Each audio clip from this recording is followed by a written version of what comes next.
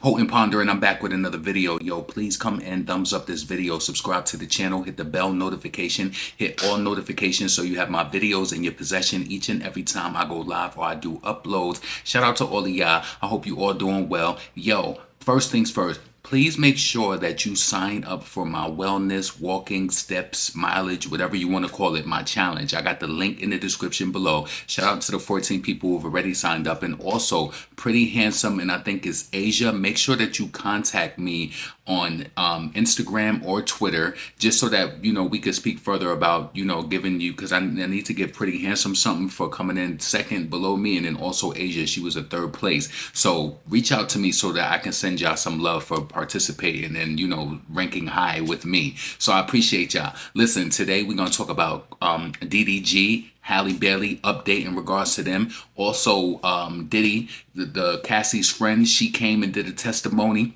Some people think it's phony. I think that is real. And you know, Diddy said that he was a devil. He said that he was the devil, and I believe it. And then also we're gonna sprinkle it with some Cardi B. So listen, do what you do, thumbs up the video, and let's get into it. So the first thing I want to touch on, the DDG and Halle situation. Now y'all already know what already transpired in the past with them. Halle Bailey came out, she did a temporary restraining order. She stated that DDG put hands on her, verbally reckless to her and all of that. And I believe she did mention, don't quote me, that she said that she did this in front of the baby too, right? And a lot of us felt bad. And, you know, I think that we see these stars and we just be like, oh, it's so bad, baby Halo. What about baby Tuquan? What about baby Vanessa and baby Ariana down the block from you in the real ghettos and the hoods where the parents are struggling and they ain't even got the access to the resources like these people? Listen, I'm going to give my opinion on this, but listen, DDG and Halle, figure it out. Figure it out. You understand? Oh, baby Halo shouldn't have to show. What about the Shaquita who's struggling with her baby father down the road, or Mike or Ramel who's struggling with Shaquita who's giving him a hard time? Listen, these people got money, they got access, they got riches, and yeah. But this is how I personally feel, right? I'm not mad at DDG for filing a motion to stop Halle Bailey from taking that baby overseas for 8 weeks. That's a long time. And regardless of what transpired between them, regardless of what happened between them, that's still his son, right? And I do think that Halle Bailey was strategic in how she filed that, you know, with having to go overseas to Italy for 8 months, you know? That's unfortunate. That is. And, you know, they posted the photo with her getting her head banged up against the steering wheel. He said that it wasn't true in his statement today. He said that it wasn't true. Let's actually get into that right now, right? Let's go through it. So DDG files a motion to stop Halle Bailey from leaving the country with the son Halo, right? And this is going to get ugly because he's saying some things which I personally think I can't verify it. They may be true, they may not be true, but I want to know what you think about it. I'm kind of leaning on that he's got to say what he got to say to keep the baby in state.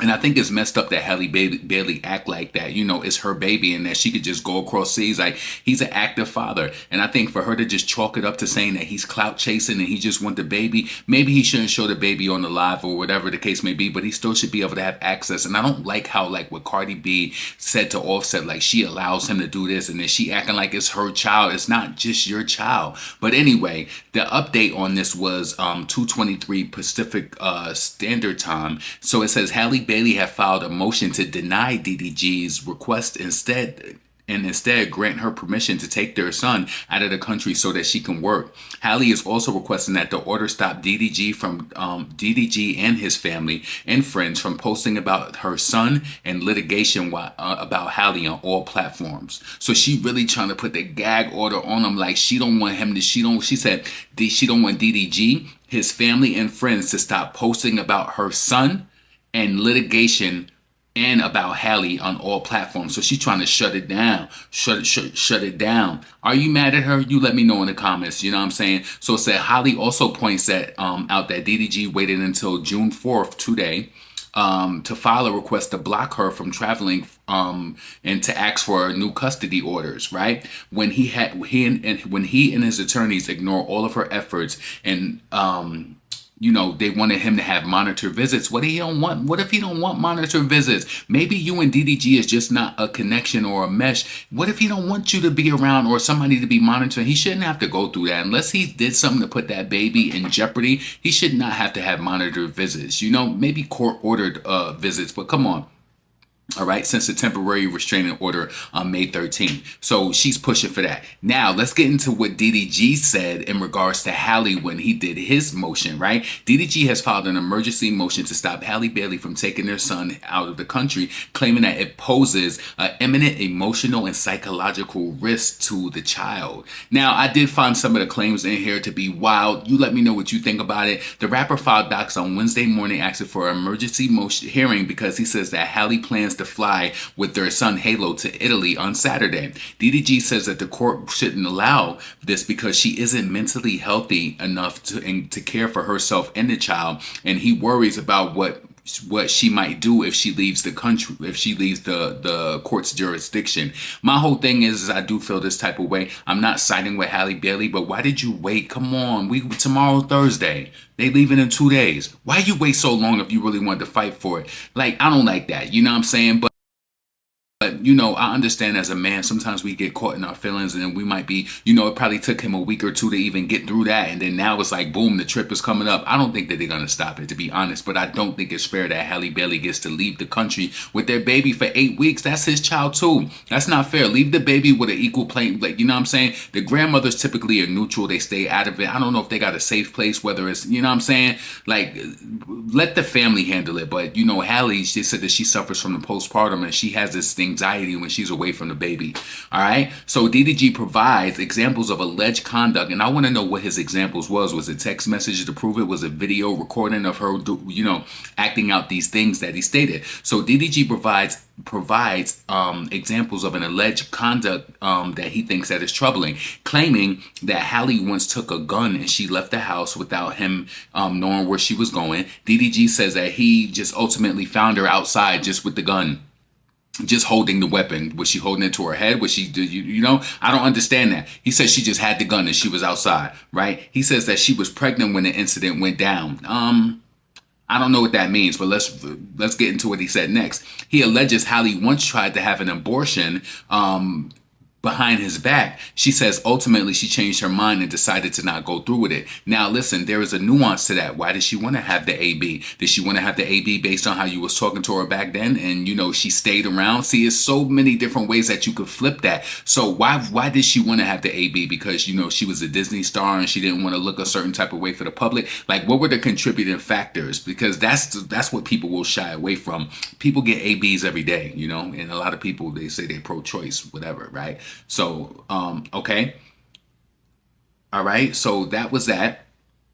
So she wanted, so, yeah. So he also stated that with Halle, you know, he mentioned she wanted to get the AB.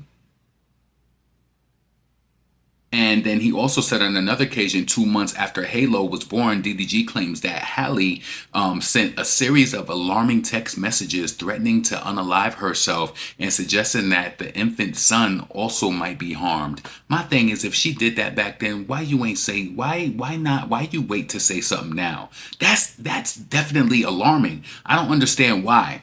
All right. So he's saying that Halle said that she was going to harm the baby. That's pretty much what he's saying. As you know, Bailey accused DDG of abusive behavior in the past, and including once that he slammed her head into the steering wheel and chipped her tooth. And you know that she provided the image of her tooth. DDG alleges that she became increasingly agitated and started jumping from the back seat to hit him, and the momentum carried her forward and smacked her head. It's like people who got beat up by their boyfriend and said that they fell down the stairs. I don't really buy that. That's just me though. Get in the comments, let me know what you think about that.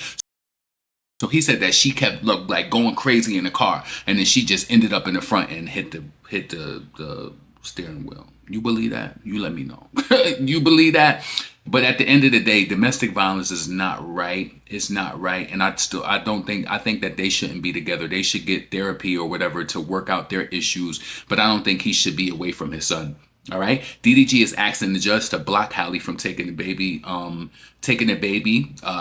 Italy. He also wants sole legal and physical custody of their son. If he's not granted sole custody, he wants a custodial exchanges facilitated by a third party. And I think that that's fair. Why y'all have to get to this point though?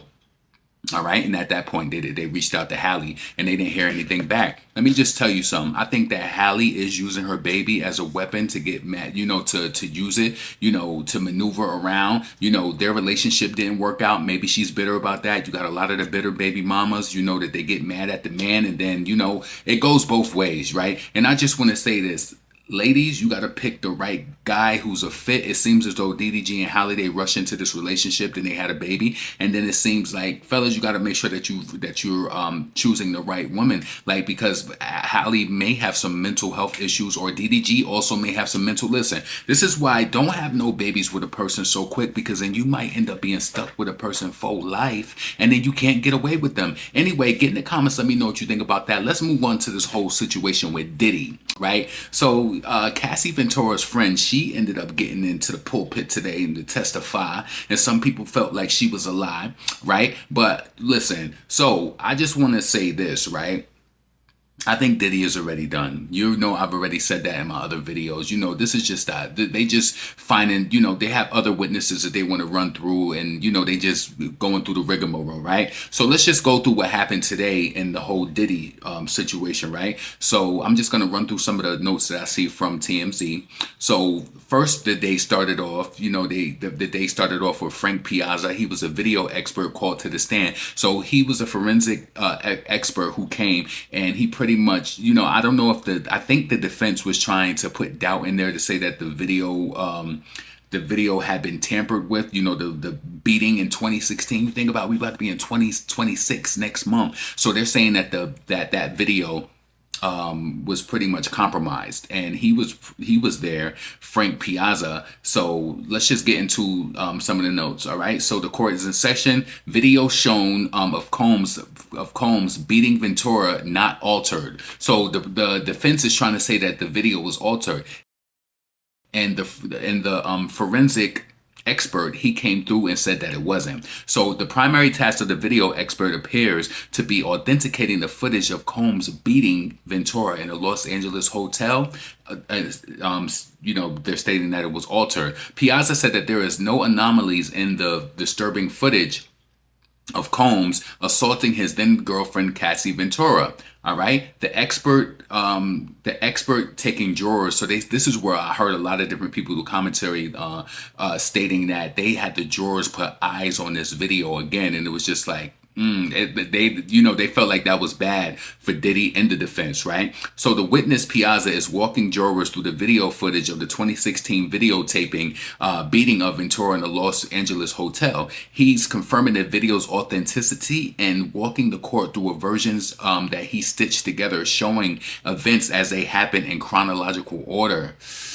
Ooh, that is kind of a bad look, because it's like, a lot of people feel like, I've listened to a lot of different platforms, and some people feel like, certain people on the jury are on Diddy's side, and then a lot of them do feel like Diddy is already over. Let me know what you think about this, but we still gonna finish this up in the comments in regards to what happened today. All right, so the footage of the intimate acts were under seal. They said that from 2012 to 2014 is 10 SCX videos of Cassie Ventura, 10 of them that they got, and they're under seal. But I believe that the jury are going to review the footages, right? The footage came from 2012 to 2014 and came from a user marked by the name of Frank Black. Now, I don't know if y'all know, I don't know if you remember Little Kim from Notorious, and she was like Frank White. Biggie also called herself Frank White. That's where I believe that whole Frank Black situation came from, right? So let's move on. So security video getting an extended look by the jurors, and this is what they said this was ruining. So Piazza's testimony might be coming across as highly technical and tedious as lawyers go moment by moment through security footage of Combs and Ventura.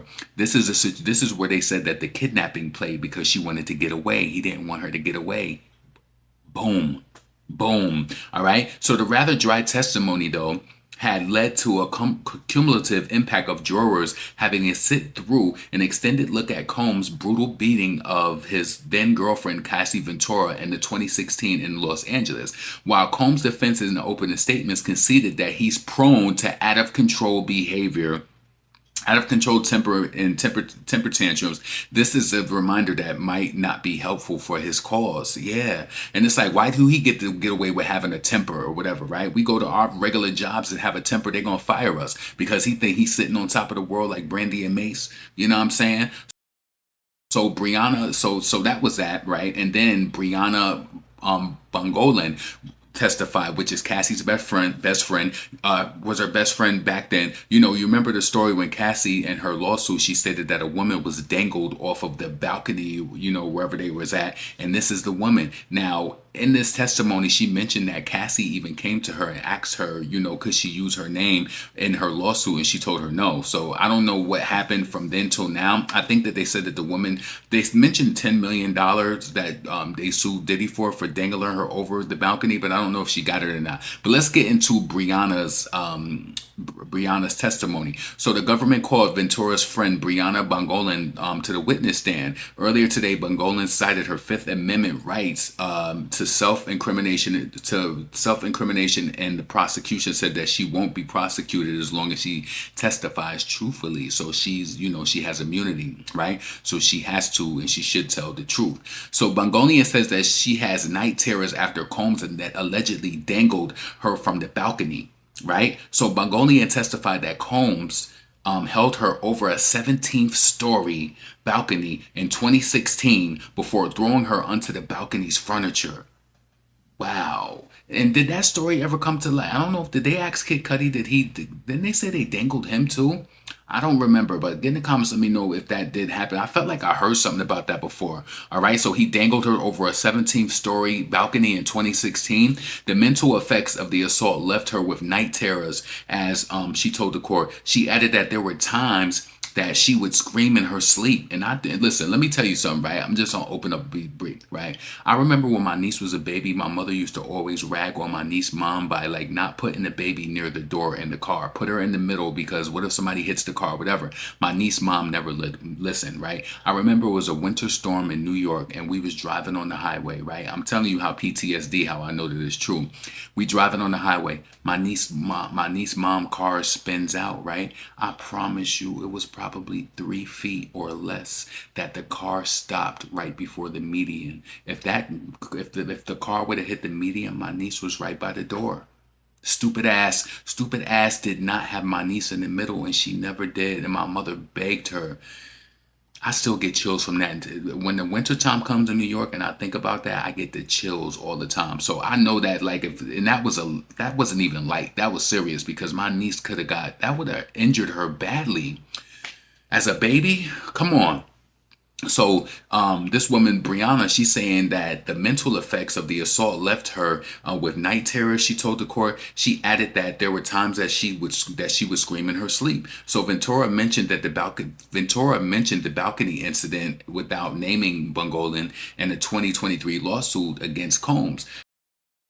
All right, Ventura testified about the incident while on the witness stand last month, but she didn't mention her name, right? So she stated the next, let's continue. So threw knives at each other, the witness testified. So the witness is testifying saying that Cassie and Diddy was throwing knives at each other. So Bongolan testified that she witnessed Combs throw knives at Ventura during a violent outburst at her apartment. Bongolan didn't recall the exact year when this incident happened, but she stated that it happened in the middle of the night at Ventura's place in California.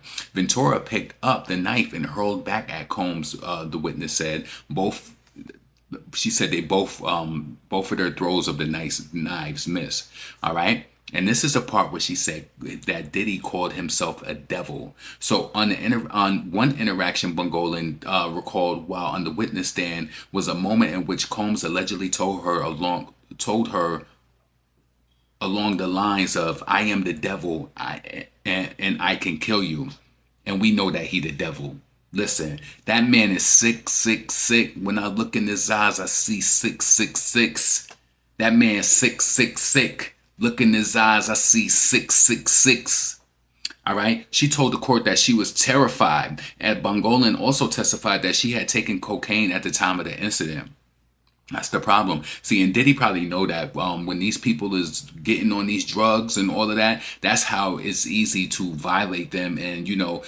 Then as you see, you're gonna hear when we get to the cross examination, the defense is gonna try to create this sense of doubt, being that she was on drugs and that maybe the events didn't happen. Like what I'm saying, they always do that. So Bungolan testifies that Diddy yelled at her while holding her over the balcony. Right? Bungolan testified that she was dangled over the 17th-story balcony for 10 to 15 seconds while Combs yelled, "You know what the fuck you did," right? She said that she had no idea what he was talking about and told Combs as much, Bungolan said. Combs allegedly came up behind her, lifted her above his chest, and held her up against the balcony, she told the court. Bungolan described herself as a 5'1" woman at the time, and she said that she weighed about 100 to 115 pounds. She told the court that she was trying not to slip while pushing back on Combs because she was scared that she was going to fall. And you know what? With all of the money that Diddy got, they would have covered that up too. They would have covered it up. They would say, "Oh, she was on drugs." You know how they trying to say, they're trying to create doubt that she don't understand what was really happening, on the balcony where she was getting dangled. Like,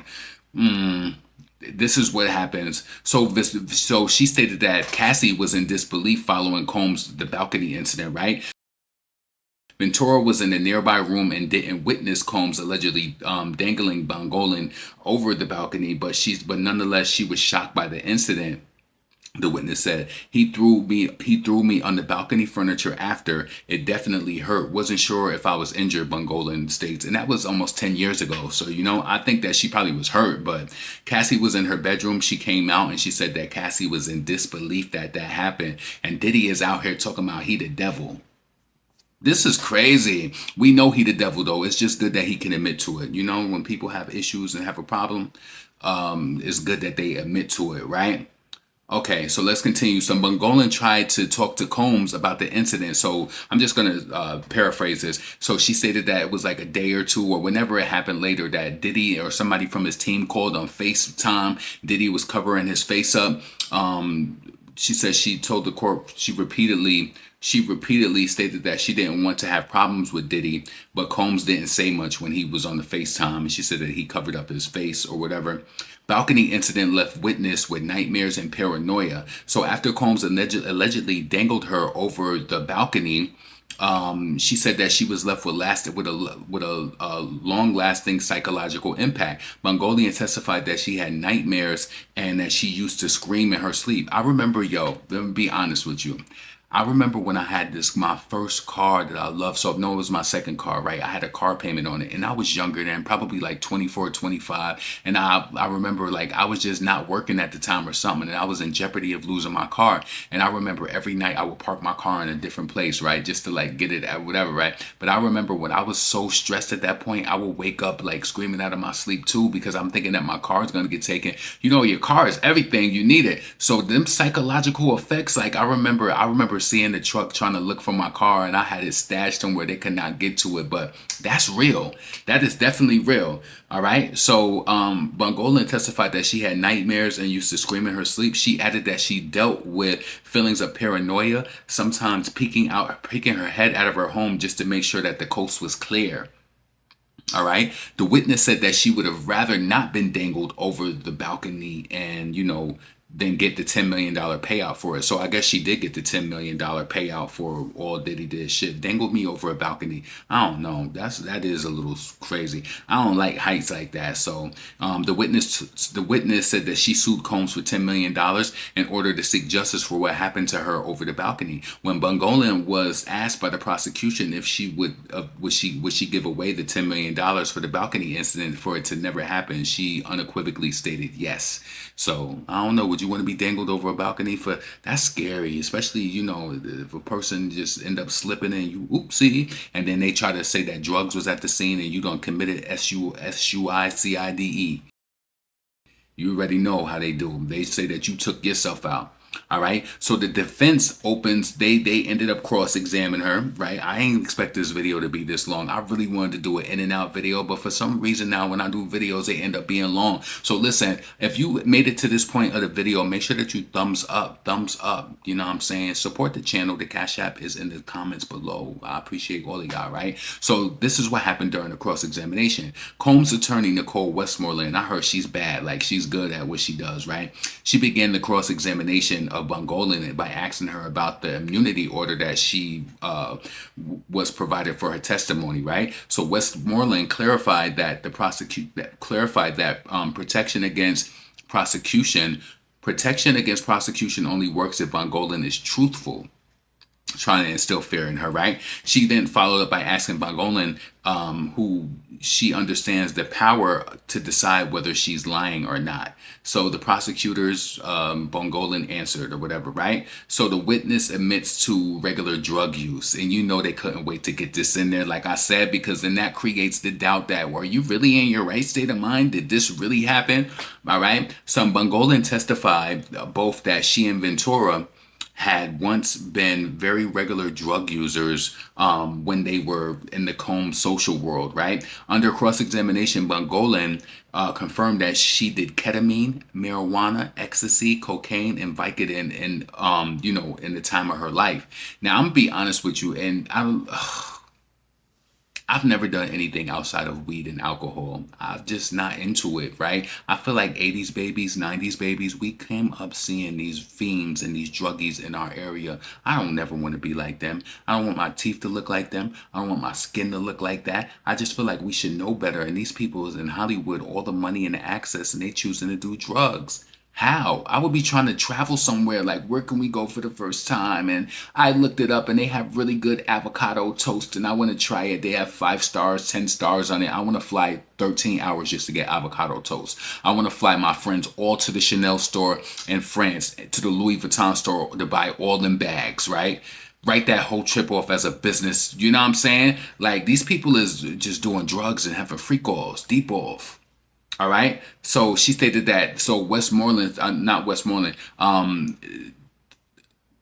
Bongolan, Brianna, whatever, right? She stated that she loved a blunt laced with cocaine, right? She said she did admit to having a problem. She said her and Cassie did have a problem, right? So the witness testifies that she reconnected with Ventura around the time of her lawsuit. And I think this was probably like, to them. So Bongolan testified during the cross-examination that she reconnected with Ventura and worked for her in the late 2023, around the time Ventura filed her lawsuit against Combs. She said that, she worked for her. Defense attorneys probed Bongolan about her conversations with Ventura at the time, asking if they discussed filing legal action as they worked.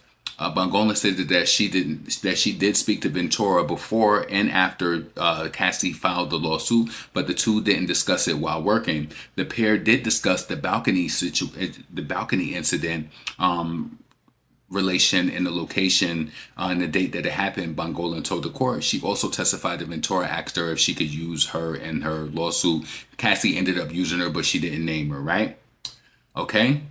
And now the defense, they're challenging, and this is why I told you about the whole drug use and all of that. They're challenging Bongolan's balcony incident that she brought forward, and they're trying to, test her memory, being that she admitted to drug use and all of that, right? And Diddy is the one feeding this information behind the scenes to his lawyers. And they, tell him, like, what about her? Was she taking drugs with you? You got to admit it. Let me know any and everything. We have to fight for you.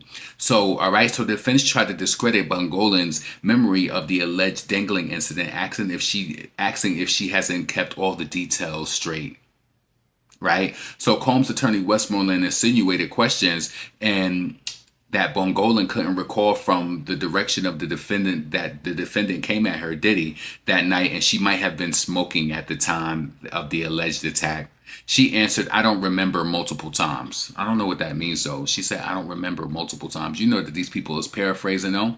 All right, so at that point, the testimony was done for the day. Listen, I want to know what you think about this whole Diddy-ness, right? Do you think that a lot of people also felt like, I was listening to Sherelle's World. I was listening to Also, was it ABC? They were feeling like that this testimony was baseless, right? Diddy is still, listen, he's still caught for the trafficking, for the coercion, for the RICO, with all of these drugs involved. He already tied, the man tied up already, right? Get in the comments, let me know what you think about that. Let's move on to the last subject. I want to talk about Cardi B, right? So I heard this audio from Coffee City, where it was like Cardi was responding to DJ Academics, where he was like, he was pretty much telling Cardi in the audio that Offset wifed her up and he made her a wife. Like, you can't be acting like and moving like you that if the game put a ring on your finger, right?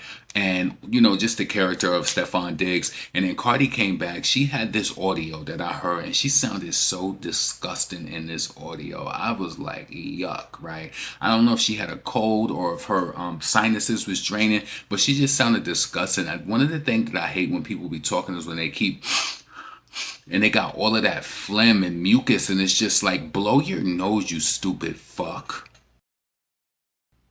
It bothers me so bad. Like, I don't know. But anyway, what I personally felt as though that Cardi B was trying to do was trying to paint different pictures, right? She's trying to make it seem like Offset had his girlfriend. He posted his girlfriend around New Year's. But allegedly, Cardi, you was having sex with somebody when you was 8 months pregnant, right? You talk about you healed. You went to psychology, therapy, and all of that. And I think that you're just trying to set the stage up to make it look a certain type of way, that you weren't cheating or you wasn't moving a certain type of way either. Either way, under, you both are married, right?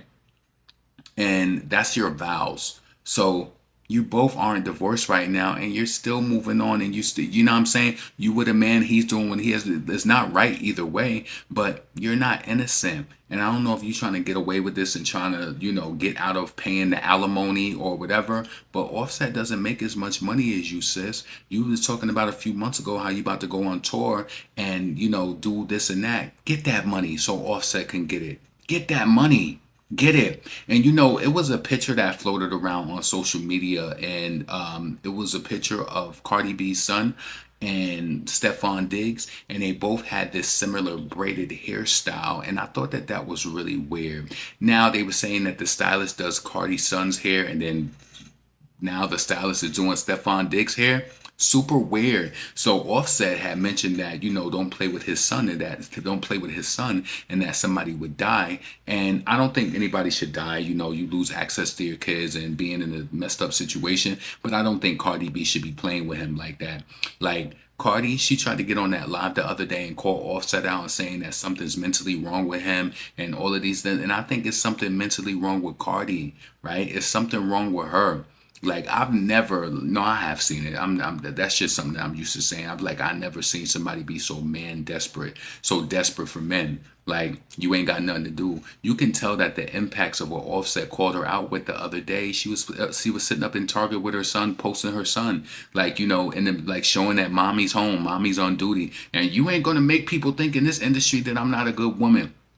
So anyway, Cardi continued to say in this audio that I listened to on Coffee City, she was saying that how Offset was making her a liability, that these rap BITCs, these rap bitches, that they only could say something about him to her, and that's the only thing that they could say. He said, because you can't talk about her because she a bad bee, she pretty, she this and that. And it's like, yo, whatever she's smoking, I wouldn't even want to be that delusional, Cardi, because for number one, listen, beauty is in the eye of the beholder, and they said once you get a little older, they get a little bolder, right?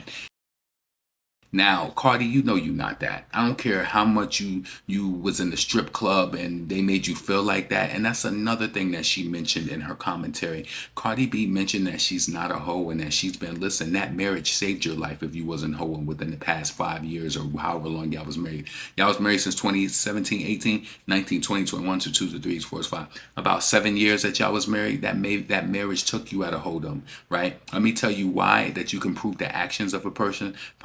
There are strippers who worked in the strip club and that they just did that job, and they might have even had their man there to make sure that they made it out safely or whatever, right? You was literally going to the hotel to drug and rob, and how many times you done gave that cootie away?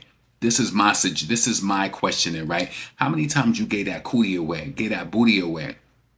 Huh? You think I'm stupid?